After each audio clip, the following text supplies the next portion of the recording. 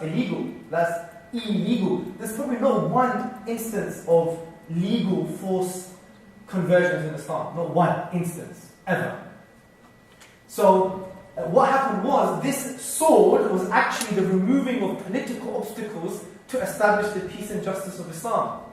For example, how do you think the Byzantines, they fell? They fell by the hands of the Muslims.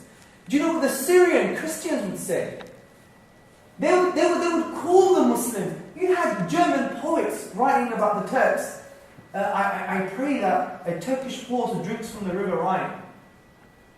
They wanted the Islamic narrative to come because Europe was in darkness at that time. Do you see? So they wanted the removal of that political obstacle. Yeah? Because don't forget, wars at that time were just in a certain place, and we were just fighting, remove the political obstacle, and you could establish what you want to establish.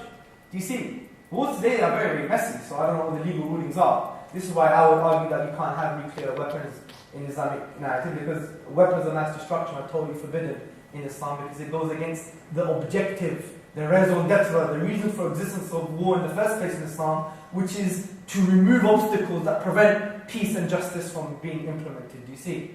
So this is, so when we say Muhammad was jihadi, from this perspective he was, but from a Fox News narrative, of course not.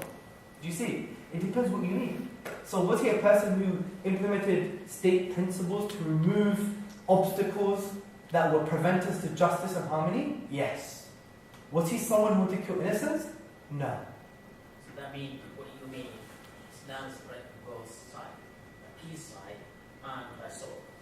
Yeah, but what do you mean by sword? By fighting. Yeah, but who?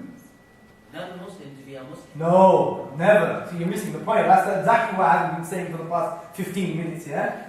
You say in the beginning, yeah. Yes, there is a fight. The fight in Arab country. Yeah, there is, yeah, of course, yeah.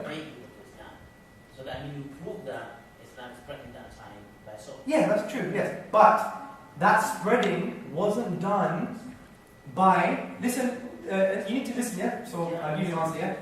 That spreading wasn't done to say, like for example, we go into London and we say everyone must become Buddhist. And we give everyone the gun and say all of you people must become Buddhist. That never happened, okay?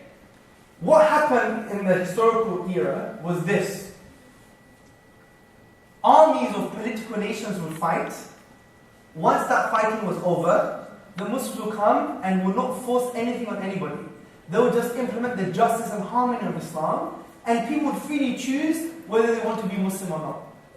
This is why, what did Zion Zohar say, the Jewish historian? When the Muslims crossed the Straits of Gibraltar in the Iberian Peninsula, the Jews saw the Muslims as liberators from Christian persecution. We have an academic study by A.S. Tritton. It's called Umar and His Non-Muslim Subjects. He says, A.S. Tritton says, Christians preferred Muslim rule to that of the Franks. This is what we mean about spreading by sword. Not forcing people to convert, but by removing the political obstacle, which is like an army versus an army, to ensure peace and harmony. Now, many scholars say it's irrelevant in this day and age, especially in the West, because there's that peace and harmony, so you can just talk about Islam all you like. There's no obstacle from that perspective. What about the verses which is encouraging people to fight? Yeah, of course. Okay. Yeah, exactly. See, good. See, you should have asked that in the beginning, because that seems to be the driving motive for the question.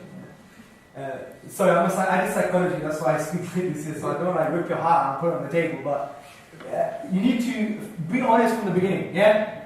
I'm Greek, we break plates for God's sake, yeah? That's how honest we are. So look, see, there are two types of jihad in Islam. One is the progressive type, which is you remove the oppressors, which is a concept that many people would agree with.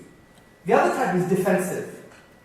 So when you read the Quran, it says, kill them wherever you find them, smite their necks. Some people take that verse and they do a run with it, yeah? They do a Mo Farah, yeah? And then they ignore the whole of the Islamic tradition. Let's take that verse back and put it in the Islamic tradition, yeah? Now, what does this mean? Don't forget the Quran is also a legal book. And the Muslims were pacifists at the time. And they had to engage in warfare because the Quraysh, the Arabs, were fighting them. So, God had to give them the command, because they wouldn't move without the command. So God has to command pacifist people and give them a legal ruling from the divine reality that they can go and fight.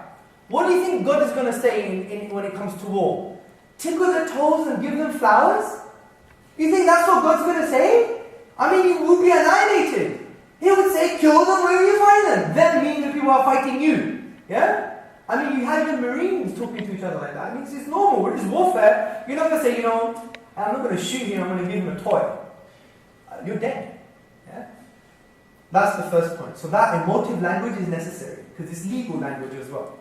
The other point is, look at the restraining language before and after the verse. And God doesn't like the transgressors. And God doesn't like those who transgress. And God doesn't like those who disobey. And God doesn't like, so it's couched in restraining language. And if they seek peace, you should seek peace. So the Quran is a four-dimensional text, all verses linked together. You can't take one verse and do a sprint. Yeah? We could do the same thing with the Bible. Go open Deuteronomy. It's even worse. I'm telling you. I am telling you, read it. Any brave Christian in the room, read Deuteronomy to me now. Read it. If you believe in Jesus. Yeah? I'm telling you. Read Deuteronomy. What does it say? If they don't worship your God, kill everybody. Everyone. Kill everyone. Kids. Animals. Livestock. Put them in the public square and kill them. You don't have that in the Quran ever. Quran is political. It's nuanced. Them, those who are fighting you. What does the Quran say in chapter 60 verse 8? And God doesn't forbid you to be kind and just. By the way, the word kind here is the same word that he uses for marriage. The word kind and just for those who don't fight you and don't expel you from your home. This is who we should fight. People who drive at your home and who fight you. These are normal human principles. Article 51 of the UN Charter says what? Every individual and collective has a right to defend itself. So does that clarify the context of those verses? Good. Assalamu alaikum. I don't know how it relates to the original topic, but go for it. Wa alaikum salam. Mine is not actually a question. I'm thinking of responding to some of the issues that were raised. Oh yeah, sure. First and foremost, I want to respond to Sufyan. He talked about... No, I'm not going to like to do that. No discussion with Sufyan. No, it's I think it's an open discussion. By the way, why are these water bottles already open? So, already open water bottles.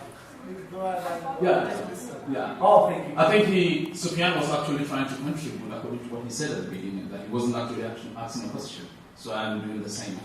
Talking about... Let me tell you something, one thing. Yeah. Because you could have this discussion outside with Sufyan, you belong to this university. No, I'm doing it for the sake of everyone. Oh, are you? Okay, fine. Yeah. So, first and foremost, talking about the Renaissance, the Islamic age in Spain. I think basically what the lecture is about, from my understanding, is that there is no time in Islamic history that historian of Islamic culture ever claimed that after the Renaissance, that Islamic scholars went further beyond the shores of Spain, all over the world, to sustain the issue of the concept of that Renaissance. What is basically at stake, and what we're talking about, is that was where it began. Yes. That is the foundation. Yes. For instance, we today have people that are claiming to be Marxists. They're coming up with theories and issues, and they're trying to back up what Karl Marx has said.